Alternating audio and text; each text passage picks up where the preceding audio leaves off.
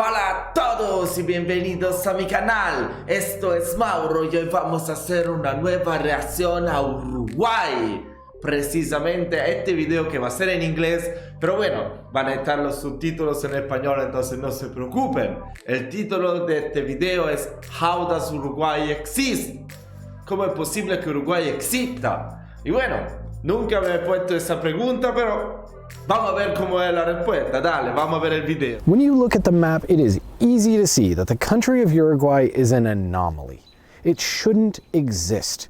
Clearly, this should be part of Brazil, or at the very least, Argentina. It isn't as if invasion's difficult here. This isn't some mountainous country or some swamp. The entire place is either coast or pasture land. You don't need to know history to look at a map and know that this country just can't be here by accident. Yet, Uruguay exists. They aren't Brazil, they aren't Argentina, and despite no deep claim to nationhood and their neighbors literally being 10 to 80 times their population, they've remained free and independent for nearly 200 years. Uruguay exists because a cattle smuggler became a national hero. It exists because Napoleon kicked out a king and that guy somehow became an emperor. But most of all, it exists because the people here found a way to balance the forces that surround them. Forces that they know they could forever ride but never hope to control. This season is going to touch on a number of different points of Uruguayan history, but today's episode is simply meant to answer one question. How does it even exist?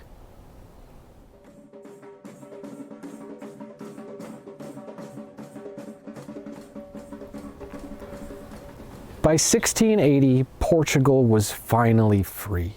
Rebellion, civil war, and European mass conflict had meant that after nearly 20 years under Spanish rule, they were once again a kingdom of their own. Most importantly, their victory had been so complete that other than their stronghold in North Africa, Spain had even agreed to internationally recognize their total control over the colonies that they'd founded. In many ways, this was the most important thing that was laid out in that entire treaty. As without that one stipulation, Portugal would have had little chance to remain even a continental power, let alone a world one. But it did remain, which meant that in 1680, the colonial dominance of Portugal was supreme. It was their seat at the table of the world. It would let them swing their weight around. Hell, it was their weight to swing. And they, more than anyone, understood the value of keeping those holdings secure. The colony of Brazil was by then enormous. It was unruly, nearly lawless in parts, and absolutely teeming with economic potential. But while the true control lay somewhere between de facto and de jure, Brazilian claims of ownership extended to an area nearly the size of the entirety of Western Europe.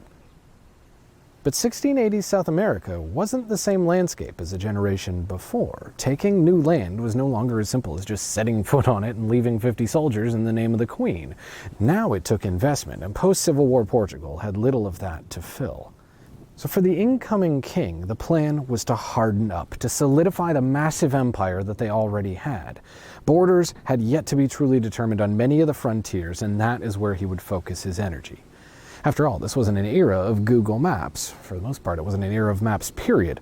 So naturally, claims were imperfect and ownership was fluid. In the great game of colonization, it wasn't just finding, you also had to keep. And when it came to Brazil, there were few regions more at risk than the Cisplatina, its southernmost coast. It remained theirs only on paper, and with the growing town of Buenos Aires just across a river, it felt like only a matter of time before the Spanish took what they felt was rightfully theirs.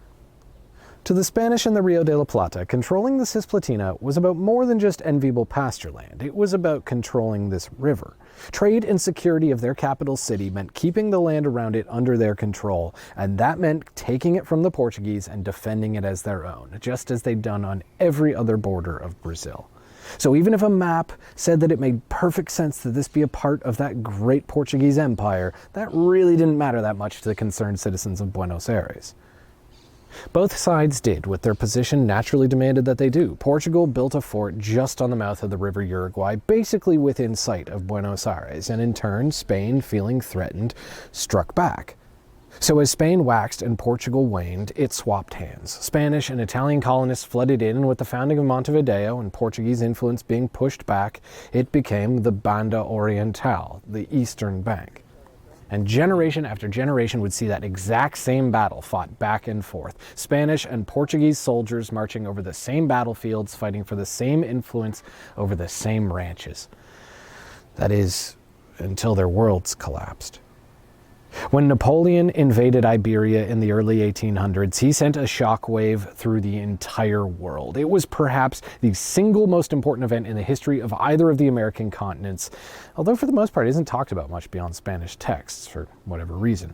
But with the governments of the Iberian Peninsula destroyed, colonies were forced to make some seriously hard decisions. Do they want to try to stay with a crown that no longer exists and hope that something coalesces in Spain that gives them structure again, or do they want to rebel like the colonies did to Britain in the north? In Brazil, the king had fled from Lisbon and now set his colony as the new center of the empire. He would never return to Portugal, but at least it kept him in control. The Spanish had no such luck. And with Spain in flames, the voices for freedom that had long been crying out in the colonies started to grab some guns and do something about it. Across the Spanish-speaking world, but particularly centered on South and Central America, the collapse saw a surge of violence and civil war. It saw so much violence that today it would be almost unimaginable. Republicans fought Federalists, fought Unitarians, fought Royalists, cities fought cities, cities fought the countryside. Everyone wanted their say, but nobody would get it without a fight. And in Uruguay, then merely a subsection part of the otherwise gigantic Spanish colony of Rio de la Plata, the cries of independence could never be heard alone. With a population in the low tens of thousands, few expected to leave the crisis independent. Few certainly expected to lead themselves, least of all the man who most provided that independence. Jose Gervasio Artigas was born to a wealthy family, but all he wanted to do was rustle cattle. You know how it is. There's much to do on a ranch in Uruguay in the late 1700s. It's not exactly like you can go out to the movies. Plus, this was a man of passion. He was an ideologue, a follower of the beliefs of the American Thomas Paine. And so despite his wealth, this was a man of the gaucho, a true cowboy soldier, a guy who put his money where his mouth was, a smuggler, an outlaw. For a rich boy, what I'm trying to say is this guy's hands showed some grit. As a wild young man in a turbulent world, he only ever joined the army to get a bounty off his head. Kind of a join or die situation. He went with the former. Kind of wise of him. The government needed men who could ride and shoot, and they'd deal with his cattle business later. So at least for Artigas, being drafted wasn't actually that bad. I mean, after all, he already believed in the cause anyway. Plus, saved his life. So they gave him a few hundred men and sent him to fight for his freedom, for their freedom, for everyone's freedom. And, well, from here on out, you could write an entire textbook on the intricacies of the political turmoil of those next few decades. It's easier to just say that he did. He fought everybody. He fought Spain, he fought Buenos Aires, he fought Montevideo, he fought his enemies, and he fought his friends. And despite getting victory after victory, eventually the oldest enemy in the book returned to Uruguay, and Artigas lost. In the turmoil of the Spanish Civil War, Brazil decided to make hay while those guns shined, and with an expeditionary force larger than Uruguay's army could ever dream of being, almost as large as Montevideo's entire civilian population, there was nothing that he could do. When Brazil crushed Artigas, they exiled him and turned the country back to what it had once been before. With him died Banda Oriental and was raised from the ashes again, Cisplatina. But as always, Brazil's grip didn't last long. Artigas may have been no longer in the country, but the ideals that he was fighting for were in the minds of many other men. He was more a symbolic realization, for the first time perhaps even, of a uniquely Uruguayan mindset. These were the people of the Eastern Bank, colonists caught between worlds. They were not Argentinian, they were not Brazilian. They wished to neither be controlled by the traders of Buenos Aires or the invaders from Rio de Janeiro. They wished nothing more than freedom, liberty, or death. So in 1825, only 3 years into Brazilian rule, Uruguayan elites got together and declared their independence for the final time. They called themselves the 33 Orientals, which, even though it's unimportant to the story, I think is worth noting, because there weren't 33 of them. And the only reason they said there were is because of that number's meaning to Freemasons. They were trying to signal to other leaders around South America that they were revolting, which is very interesting, but an entirely different episode for the future, one that I'm sure will attract many reasonable and rational comments. With independence declared, naturally the war returned. And while Brazil did its best to hold off the rebels and their backers in Buenos Aires, In the end, it just wasn't enough. International pressure and mounting troubles at home led the emperor to sign a declaration of independence for the Eastern Bank. At the very least, if he couldn't control them, nobody else would be able to as well. They'd be a buffer, sort of a state between. And well, for the next 70 years, politicians with the not-so-secret backing of both sides would wage civil war in Uruguay. By the end of the 20th century, it was clear that they had failed.